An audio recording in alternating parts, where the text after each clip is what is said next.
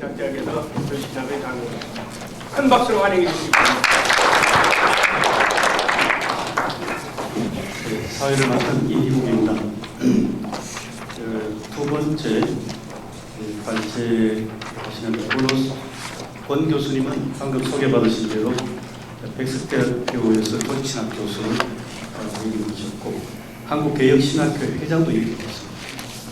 여러 연구저서를 쓰시는데 교의학의 성경해석 하는 주제의 것으로 있습니다. 또 논찬을 맡으신 이상은 박사님은 칼 발트를 전공하시고 지금 서울장신대학교를 비롯해서 여러 학교에서 강의하고 계십니다.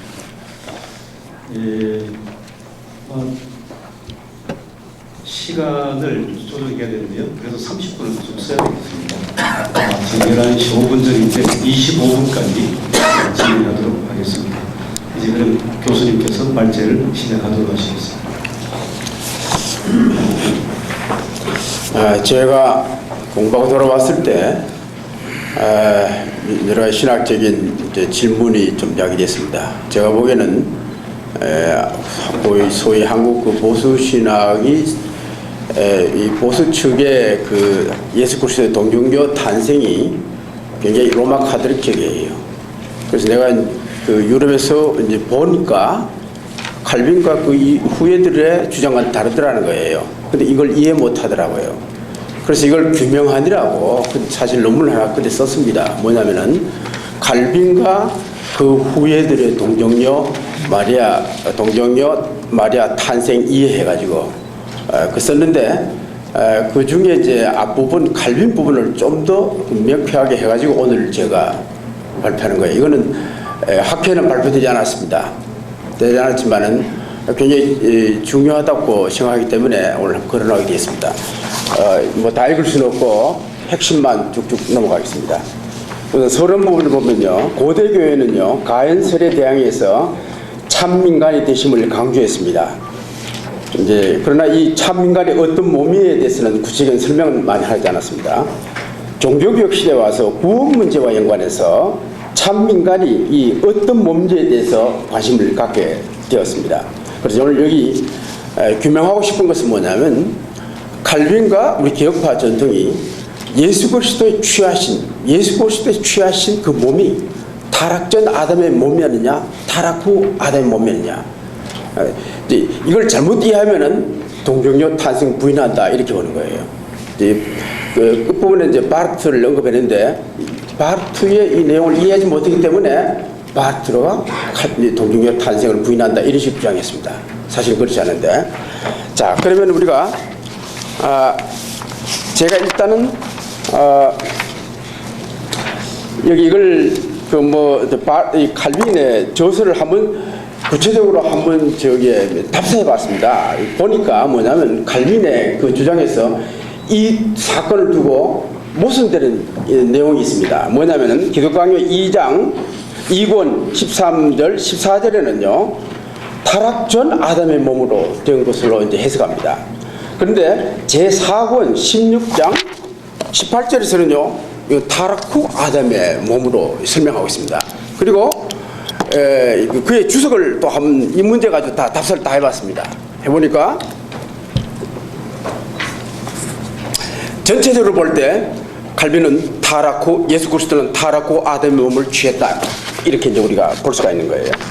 그 초판을 보면요, 초판에 보면은 여기 이제 두째 달락 봅시다. 자 읽을 수는 없고, 그러면 칼빈은 예수 그리스도께서 취하신 몸을 무엇으로 이해했나? 여기 이제 제 5장에서 그리스도의 육신을 바울의 발언을 인용하여 죄가 죽임을 당한 장소와 연관해서 그 의미를 설명하고 있습니다. 그분이 우리를 위하여 죄가 됐을 때 죄가 그의 육신 속에서 정죄당했다. 즉 그분이 희생제물로 그 위에 우리의 죄에 대한 저주와 혐오, 하나님의 심판과 죽음의 심판과 더불어 죄의 모든 지면 책임이 주어졌을 때 죄의 힘과 저주가 그 육신 속에서 살인되었다 이런 표현을 하고 있습니다. 그런데 말씀이 육신이 되었을 때 하나님께서 죄를 처리하는 어떤 신비라고 이렇게 볼 수가 있겠죠. 그리고 이제 칼빈이 그 당시에 예수 그리스도의 신성을 부인하는 이런 많은 이 대적들 때문에 신성을 너무 강조하다가 들어는 이제 이 발언을 좀 다르게 합니다. 자, 기독교 강조 이제 최종판을 한번 보겠습니다. 하여튼 여기 초판에서는요, 죄 문제를 초판 제일 끝입니다.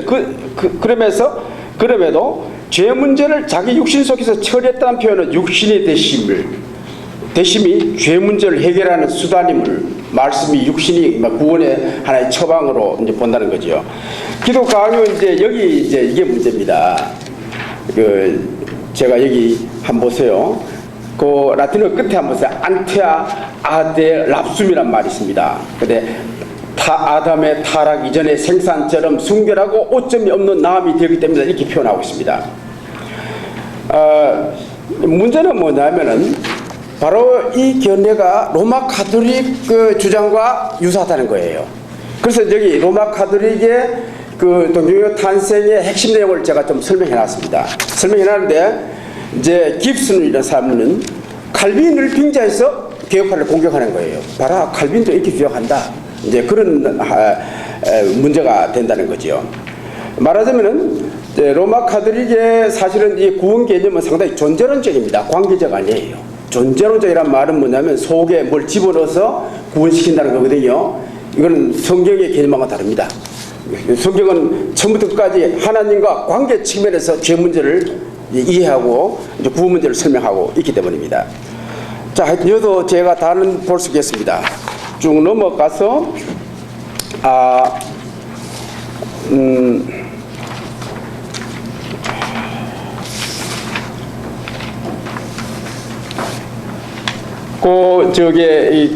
로마 가톨릭을 다룬 다음에 그런데 이런 예수가 죄 있는 육신의 모양으로 태어나지 않은 경우 과연 우리를 위해 죄가 될 수 있는가라는 질문이 생긴다. 육적 중간이. 예.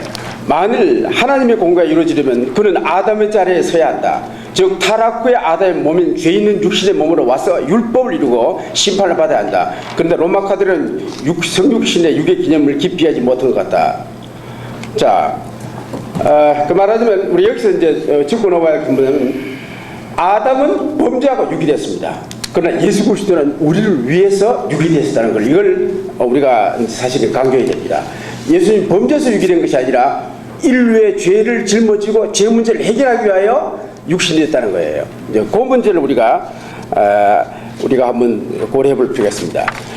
말하자면 로마 가톨릭은요, 타락 전 아담의 몸으로 왔다면 이건 비하가 아닙니다. 사실은 타락 후 아담의 몸으로 와야 사실은 비하가 되는 거예요. 이거 내 그림을 넣어놨는 내 그림을 여기 적어댔네요. 그 다음에 여기 이제 최종판 그 4권 14절에 봅시다. 여기 이제 인용합니다. 육으로 범한 불복종의 죄를 씻어버리기 위해서 그리스도께서는 스스로 육을 취하셨다. 육으로 우리를 위해서 또한 우리를 대신하여 완전한 순종을 성취하기 위함이다. 이거는 반드시 이거는 뭐 타락 후 아담의 몸으로 왔었다는 것이 분명하죠. 그런데 이 내용을 화랑 고백서가 가장 명쾌하게 설명하고 있습니다. 이거는 우리가 봐야 되겠습니다. 좀 굵은 글씨 나오죠. 마지막입니다. 하나님이 자기 아들을 보내셨다는 것과 이 아들은 본성 곧 그 속에서 불순종이 범해진 그 본성을 취하시어 그 속에서 화해 사역을 수행하여 그의 쓰디쓴 고통과 죽음을 통해 죄의 행보를 짊어지심을 믿는다. 이게 이제 그 칼빈의 이면을 잘 이제 반영했다고 볼 수 있겠습니다. 그 다음에 이제 주석인데 그 공감복음서 뭐 이걸 다 우리가 시간이 있기 때문에 볼 수는 없고 예, 공감복음서 한번 다 보니까 여기도 전체적으로 말하자면은 이게 죄 있는 육신의 모양으로 이 로마서와 같은 걸로 이제 볼 수 있습니다. 특히 마지막 부분, 공안 부분 마지막 단락 한번 봅시다.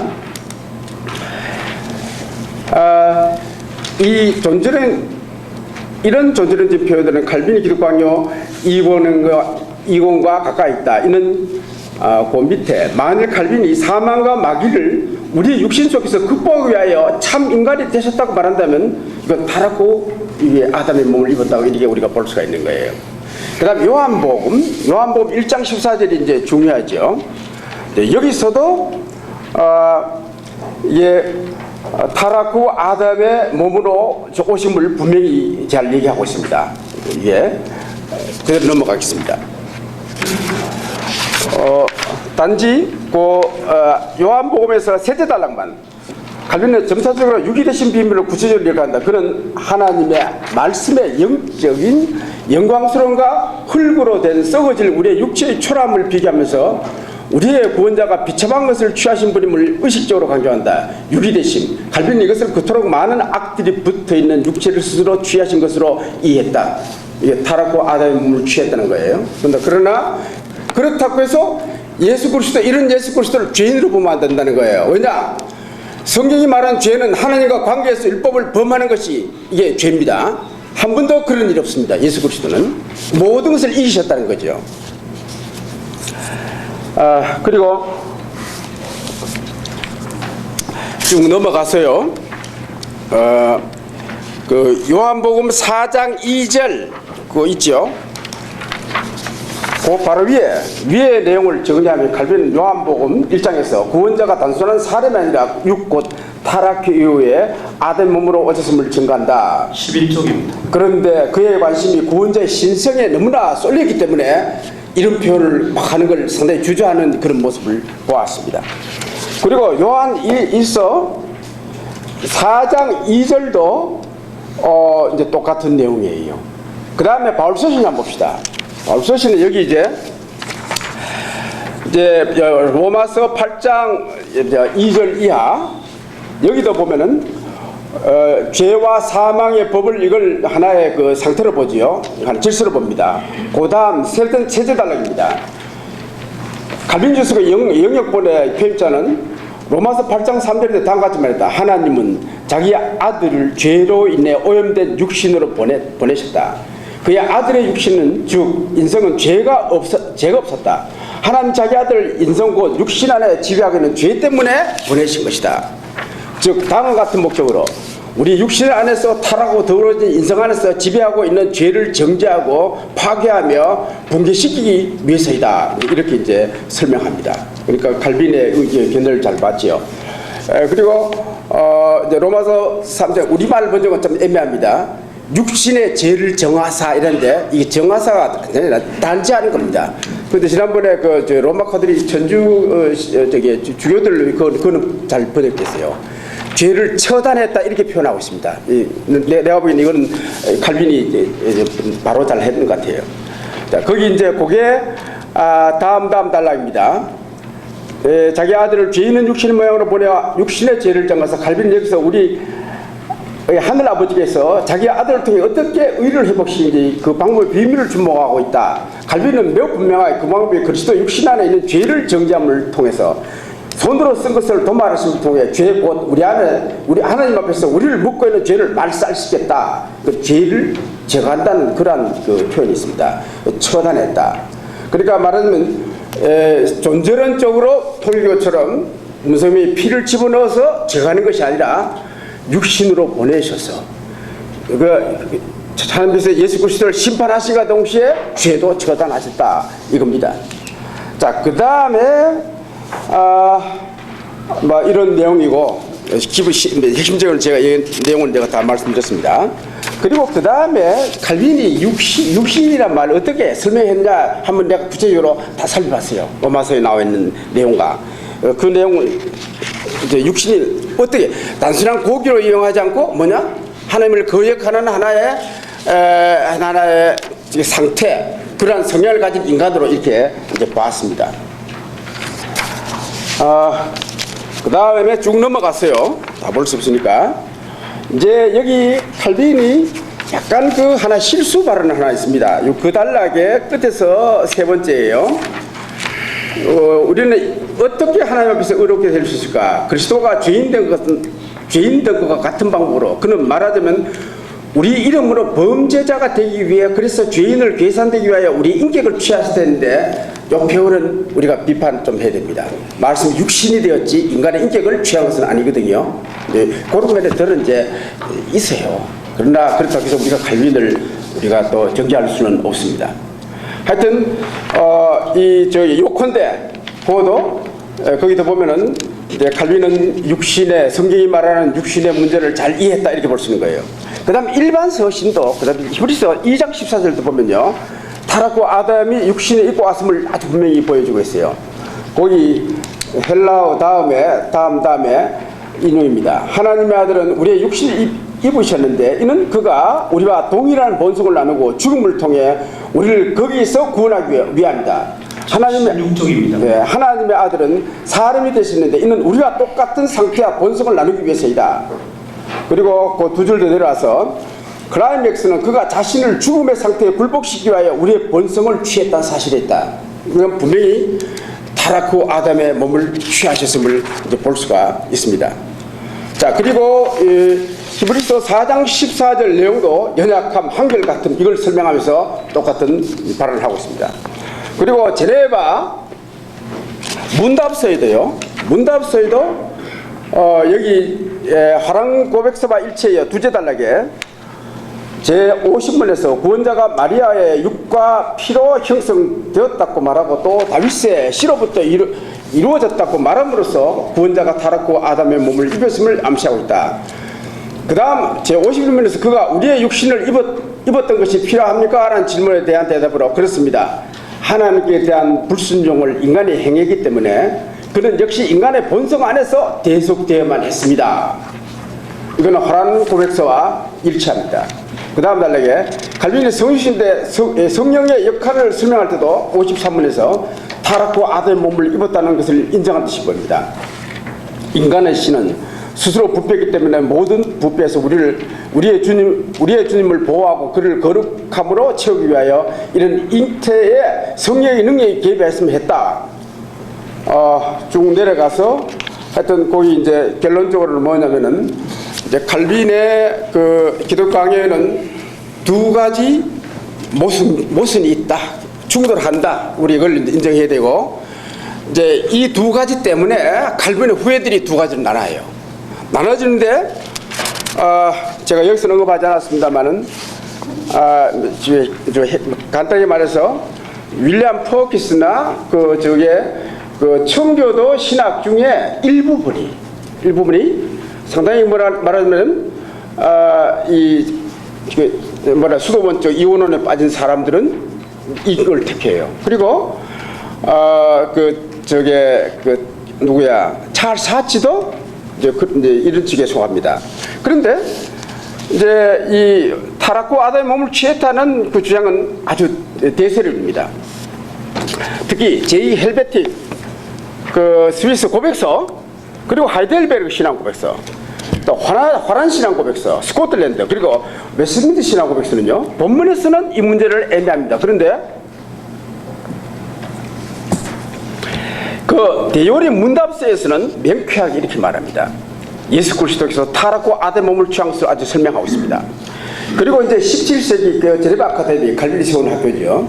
그 30년간 조신학을 가르친 튜레틴이 나 튜레틴 만나고 아주 반가웠습니다. 이와 관계되는 내용을 성경 주석을 통해서 조금 6단계로 설명하는데 굉장히 명쾌하게 이 문제를 잘 설명했습니다. 그리고 카이퍼와 헬만 바빙크도 이 주장을 하고 있어요. 예? 그 다음에 그 웨스트민스터에서 이랬던 잠 이런 이 문제에서 명쾌하게 설명하더라고요. 타락후 아담의 몸을 입으셨다는 거. 그리고 사실은 이 문제에서 최고의 해석자는 콜브리 학파들입니다. 특히 그 중에도 에드워드 벨은 아주 명쾌하게 이 문제를 잘 설명했습니다. 그 다음에 이제 바르트를 내가 한번 봤는데 이제 바르트가 내가 예수 그리스도는 인스프렘데 낯선 것으로 오셨다 이걸 이제 설명해 나갑니다. 설명한 내용을 쫙 보면은 말씀이 육신이 되면 말한 타락후 아담의 몸으로 오셔서 어떻게 구원 사역을 담당했나를 그 심판 문제와 연관해서 이제 설명한 걸 보았습니다. 그런 면에서는 바르트는 그 후자에 속합니다. 그래서 우리가 이제 이 문제가 왜 중요하냐면 사실은 예수 그리스도의 그 신성인성 문제를 볼 때 세 가지로 나눠집니다. 하나는 예수 그리스도를 순수 인간만을 보는 거예요. 두 번째는 뭐냐면 순수 하나님이다 이렇게 보는 거예요. 19세기 신학도 세 가지로 나눠집니다. 하나는 뭐냐면 신성의 성이 짬뽕됐다는 거예요. 이건 괴물입니다. 이 세 가지로 나눠지는데 이제 우리의 신학이 관계론적 사고방식을 갖고 신학을 하면은 우리가 구자를 택할 수 있다는 거지요. 존재론적으로 가지면요, 존재론적 죄 개념을 존재론적으로 본다면요, 이해가 안 됩니다. 예수 그리스도, 그러니까 예수 그리스도는 마리아를 통해서, 마리아도 죄인이라는 거지요. 죄인인데 믿음으로, 그 믿음으로 일을 감당했다고 봅니다. 그러니까 말하자면 우리가 관계론적인 차원에서 우리가 설명을 해야 이거 우리가 잘 이해되는데, 그러면 이러한 것이 왜 이게 우리의 신앙생활에 중요하냐 하는 거예요. 예수 그리스도가 말씀이 육신이 되어 오셨잖아요. 육신 모든 압박을 다 받으셨다고요. 주님도 살고 싶었다고요. 모든 인간적 유혹 다 받으셨다고요. 이걸 다 격퇴하고 다 이기셨다는 거예요. 어떻게? 성령의 능력으로, 기도로 다 이기셨는데, 이기는 그 비결은 뭐냐면 아버지와의 관계입니다. 관계. 하나님과 관계를 바로 형성하는 것만이 말하자면 우리가 말하자면 새로운 삶을 살 수 있다는 것이 우리 개혁파 전통인 거, 제 결론은 저는 그래 내렸습니다. 그래서 우리가 예수 그리스도께서 말씀으로 육신에 온 그 구조하고 말하자면 현재 새로운 피조물이 된 우리의 구조하고 사실은 구조상은 같습니다. 예수 믿지 않는 사람들은 전부 다 죄와 허물에 다 죽어버렸어요. 육인 완전 죽입니다. 그러나 우리들 속에는 성령으로 중생에서 생명이 있습니다. 그러나 아직까지는 우리에는 죄성이 있다고요. 이것이 압박한다고요. 압박하는데 이걸 이기는 비결은 뭐냐? 성령의 능력으로 통만 이거를 말하자면 우리가 이제 버틸 수 있다는 겁니다. 그럼 성령의 능력을 어떻게, 그러니까 이제 그 비결은 뭐냐? 예수 그리스도와 신비한 연합 관계. 그러니까 이 관계를 어떻게 우리가 계속해서 유지시키느냐?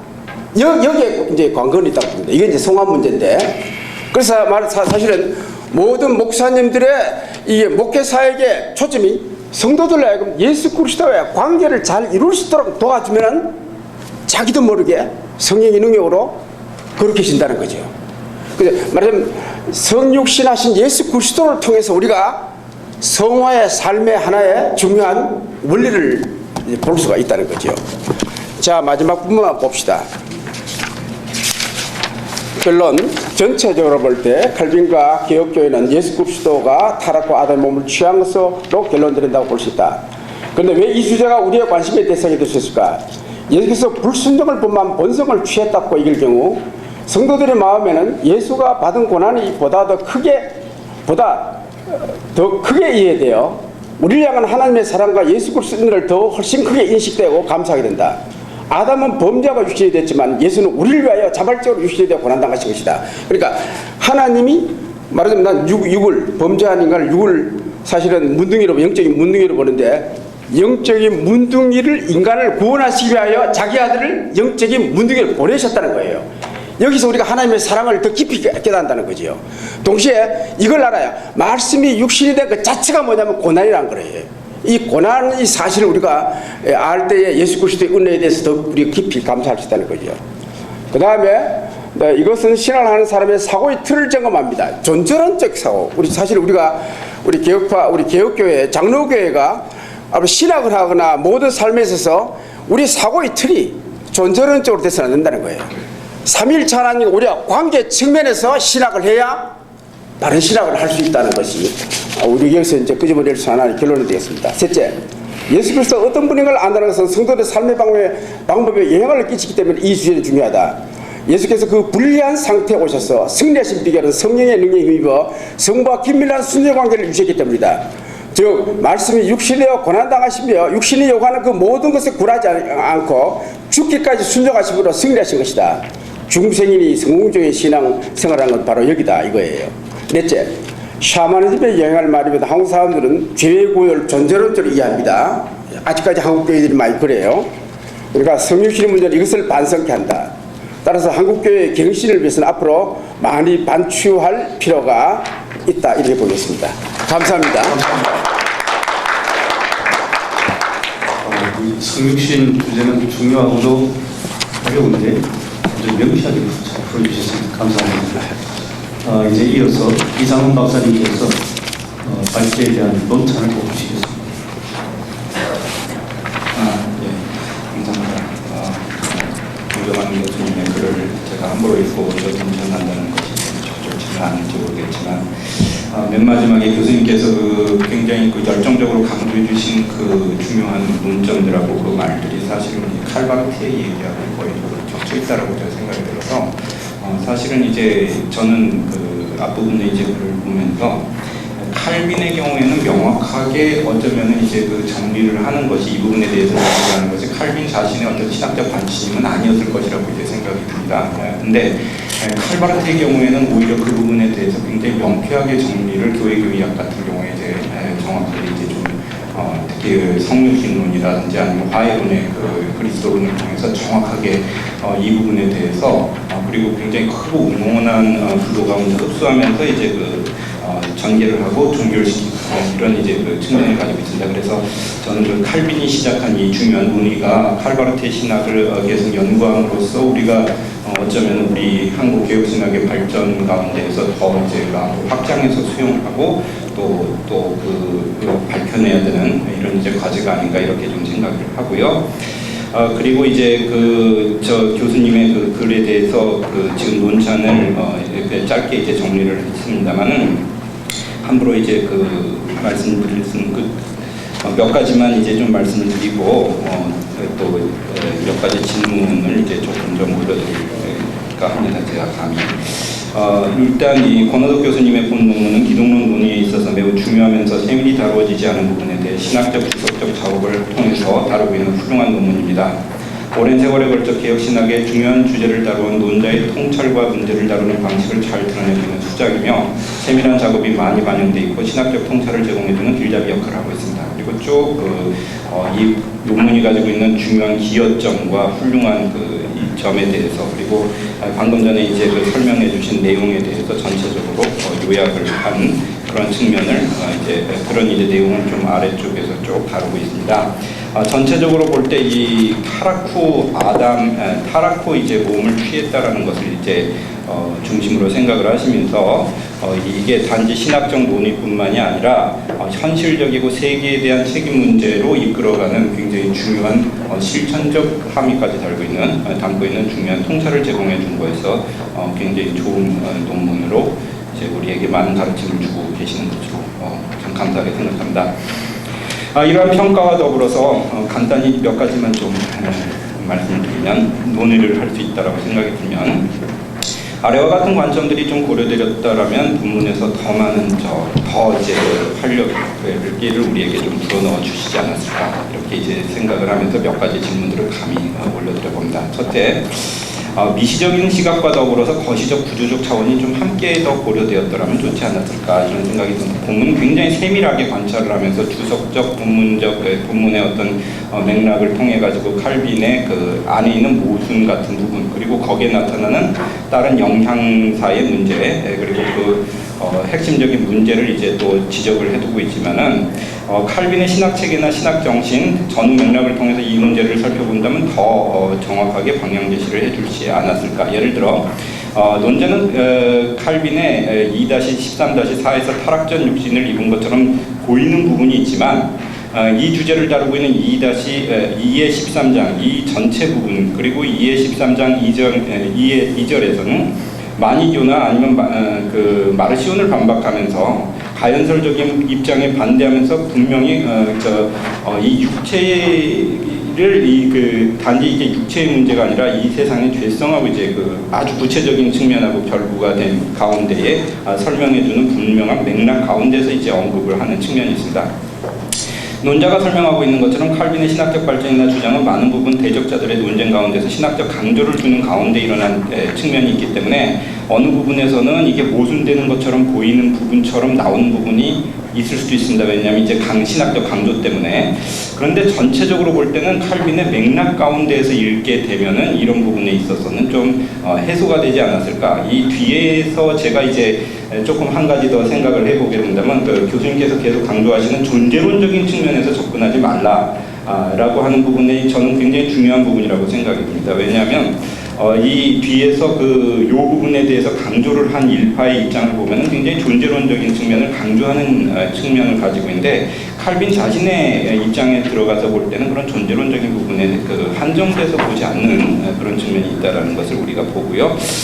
둘째로 그 다음에 칼빈의 그 기원, 그 몸에 대한 논의를 성육신에 한정시켜서 보게 된다면 이런 논쟁이 이제 빠져들어갈 수 있는데, 거꾸로 칼빈의 종말론의 입장, 그러니까 앞부분이 아니라 뒷부분의 입장에서 역으로 비추어서 보게 된다면 이 부분에 대해서 조금 더 명확한 부분이 이제 드러나지 않을까. 예를 들어 칼빈 같은 경우에는 많은 부분에서 이제 부활, 일단 종말, 그 다음에 예수 그리스도의 그 재림 가운데 이제 종말을 다루면서 이 육체성의 문제에 대해서 보다 좀 분명한 입장을 보여주는 것이 많이 나타난다라는 것이죠. 그래서 우리가 어쩌면은 이 육체의 부활을 우리가 쳐다보는 것이 진정한 어떤 소망의 종말론으로 이제 그 설명되는 그런 부분으로 이제 그 육체성을 바라보고 있기 때문에 그런 부분이 같이 고려가 된다면은 좀 더 명확하게 이 부분을 넘어갈 수 있지 않을까라고 생각이 듭니다.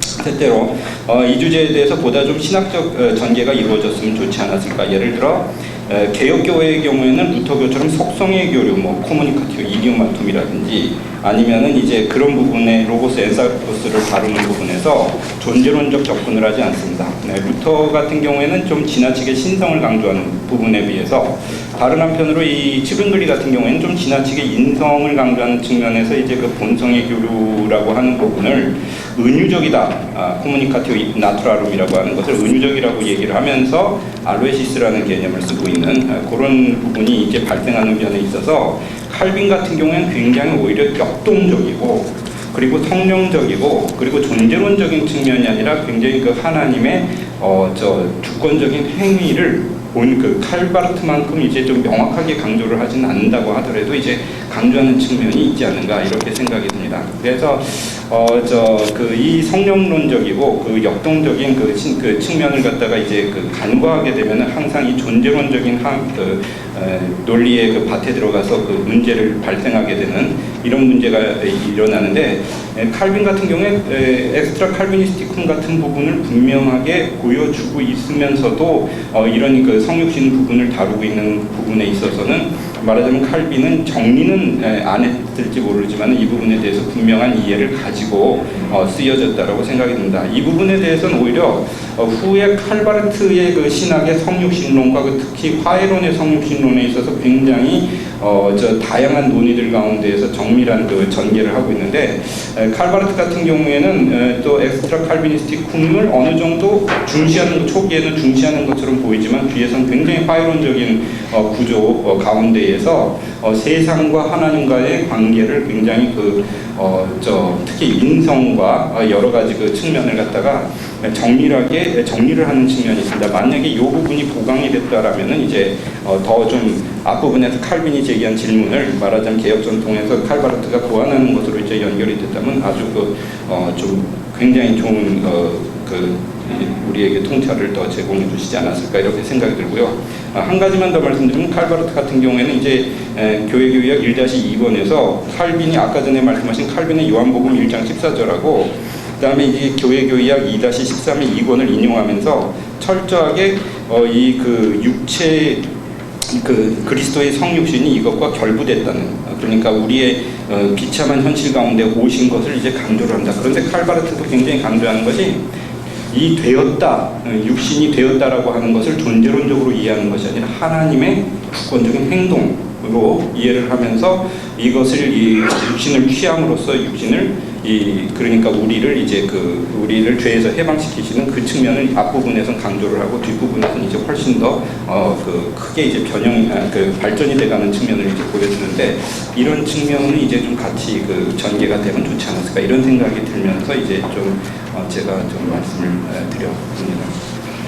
그래서 이런 저런 얘기에도 이제 불구하고 맨 마지막에 있는 것처럼 논천자 입장에 따른 이런 시각차는 본 논문의 가치나 공헌을 감소시키지 않습니다.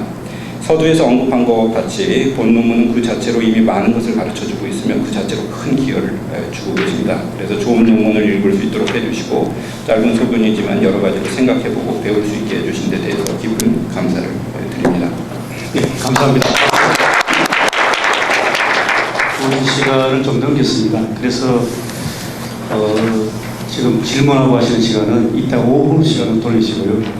지금은 발제자께서 논천에 대한 응답 잠깐 좀 해주시면. 예, 참 감사합니다. 그래서 시각 참 좋습니다.